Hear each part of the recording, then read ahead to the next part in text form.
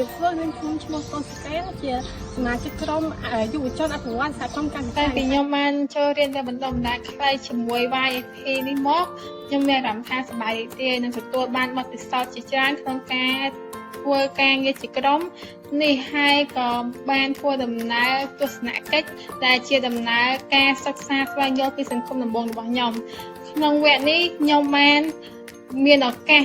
បានចូលរួមចំណាយក្នុងការអភិវឌ្ឍសហគមន៍ការកចាននេះដែល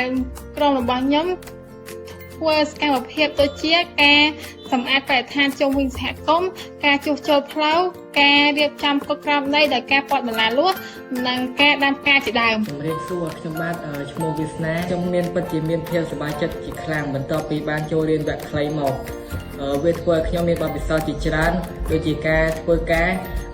ចូលរៀនក្រុមមានភាពសាមគ្គីគ្នានិងផ្ដល់មតិឲ្យគ្នាទៅវិញទៅមកដែលធ្វើឲ្យការងាររលូន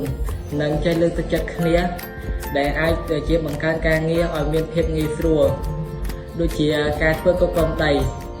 គ្រប់គ្នាតែងតែផ្ដល់កម្លាំងចិត្តនិងជួយរើសថ្មចេញពីកន្លែងហ្នឹងចាប់ដើមគោលដៅមួយចំនួនក្នុងការអភិវឌ្ឍខ្លួនហើយតាំងពីចាប់ដើមនៃការអភិវឌ្ឍរបស់យើងមកខ្ញុំឃើញថាមានការរីកចម្រើនជាច្រើនក្នុងសហគមន៍របស់យើងដែលបានការអភិវឌ្ឍ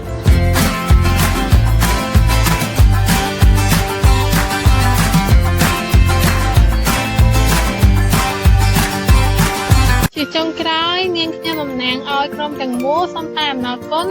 ដល់អង្គការយកបាក់សត្វកាត់ឱកាសដល់ពួកខ្ញុំបានចូលរួមការងារក្នុងសហគមន៍ក៏ដូចជាបានផ្ដល់ចំណេះដឹងនិងបទពិសោធន៍ល្អៗតែពួកខ្ញុំជាសិស្សវិទ្យាល័យមិនធ្លាប់មានអ្នកបង្រៀនពីមុនមកចុងបញ្ចប់ខ្ញុំសូមជូនពរដល់លោកគ្រូនិងសមាជិកអង្គការធ្វើផលិតភាពទាំងអស់ទាំងបងប្អូនដែលធ្វើដំណើរ ឲ្យមានសុខភាពល្អនិងជួបប្រទះនៅពុទ្ធពរទាំងប្រកបគឺអាយុវណ្ណៈសុខៈពលៈដើម្បីចេញកន្លែងសូមអរគុណ